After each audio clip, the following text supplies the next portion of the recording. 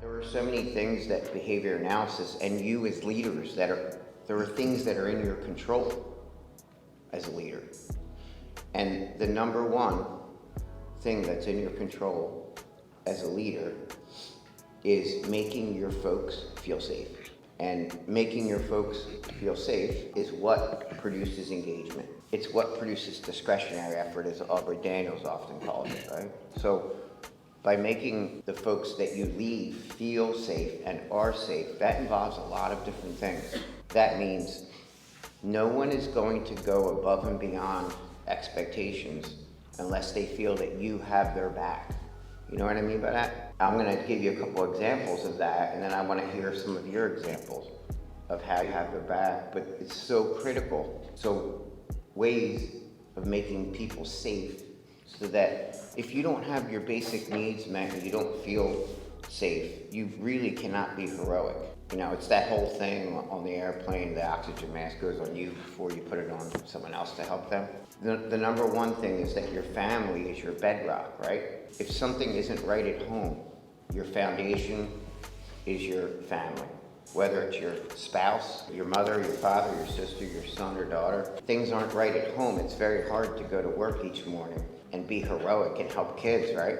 In the back of your mind, you're wondering, oh no, do I have a babysitter? Are they safe? So as a leader, sometimes you want to go above and beyond, but you don't want to create enablement. So there are times as organizational leaders, these folks will let me know, like, hey, this person's mom has COVID. They don't have skilled nursing. So we find out that a clinical associate or an RBT has hours that are free, and then we take the discretionary funds and we help that staff member's mother.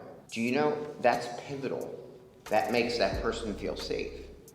That's going above and beyond as a leader. It's not something you can afford all the time. It's the only reason we can afford to do things like this is just due to the sheer volume that it produces through scale. Other things of making people feel safe and be safe. Someone's car breaks down. What should you do? You have someone, AAA or somebody, come out right away, exchange that, and then give them a rental car for the week. The number of examples can go on and on. Someone suddenly can't make their mortgage payment, and you collectively get together as a team, and you figure out how to help them with that. Listen, I heard a talk the other day about the BCBA ethics.